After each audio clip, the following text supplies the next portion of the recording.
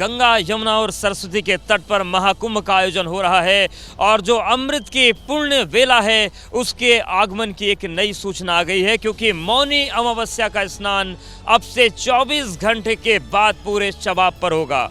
तैयारियां व्यापक हैं, देश भर से श्रद्धालुओं का तांता यहां पर लगा हुआ है और अब तक प्रयागराज महाकुंभ में 14 करोड़ लोगों ने स्नान कर लिया है। माना जा रहा है कि कल जो मौनी अमावस्या का स्नान होना है उसमें ये आंकड़ा 24 करोड़ पहुंच जाएगा, यानी कि एक दिन में ही लगभग 10 करोड़ लोग स्नान कर लेंगे।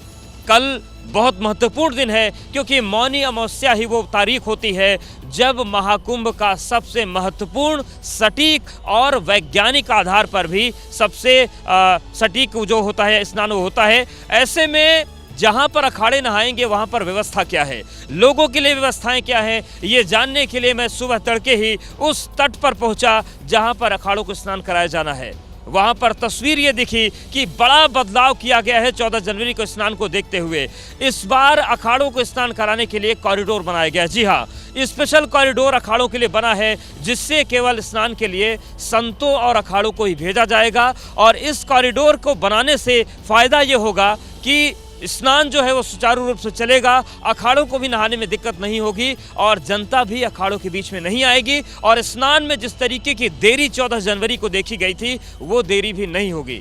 तो चलिए आपको दिखाते हैं एबीपी न्यूज़ की वो एक्सक्लूसिव रिपोर्ट, वो एक्सक्लूसिव कॉरिडोर की तस्वीरें जहां तक अभी तक कोई न्यूज़ चैनल नहीं पहुंचा है। वो तस्वीरें हम आपको सबसे पहले दिखा रहे हैं कि कैसे कल का स्नान भव्य होगा, सुरक्षित होगा और अखाड़ों के लिए वैभवशाली होगा।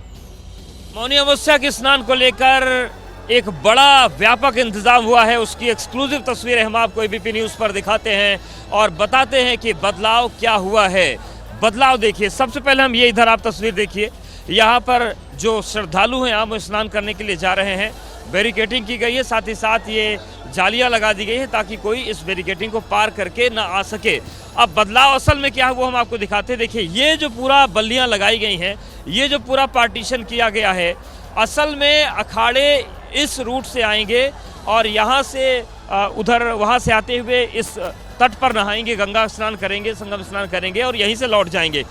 14 जनवरी के स्नान में दिक्कत हुई थी कि ये जो बैरिकेडिंग है ये नहीं लगाई गई थी, यहाँ से अखाड़े आ रहे थे, ये भी बैरिकेडिंग नहीं थी। ऐसे में दिक्कत ये आ रही थी कि जनता दोनों तरफ थी और बीच से अखाड़े जा रहे थे। कई बार वहाँ पर दिक्कतें भी हुई और अखाड़ों का जो स्नान लेट हो रहा था ये वजह थी कि दोनों तरफ जनता थी, अखाड़ों को नहाने के लिए जगह कम मिल रही थी। लेकिन ये बैरिकेडिंग लगने के बाद अब अखाड़े सीधे जाएंगे, आरक्षित स्थान पर नहाएंगे।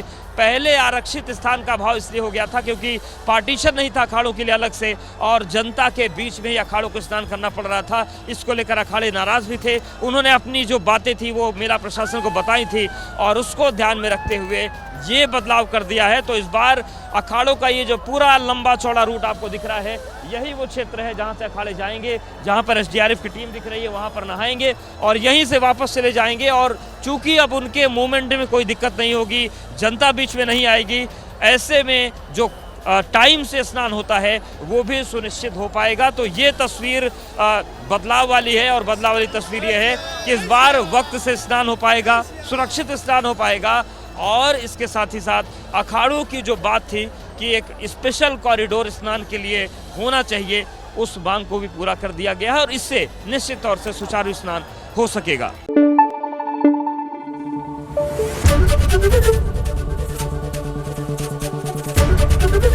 एबीपी न्यूज़ आपको रखे आगे।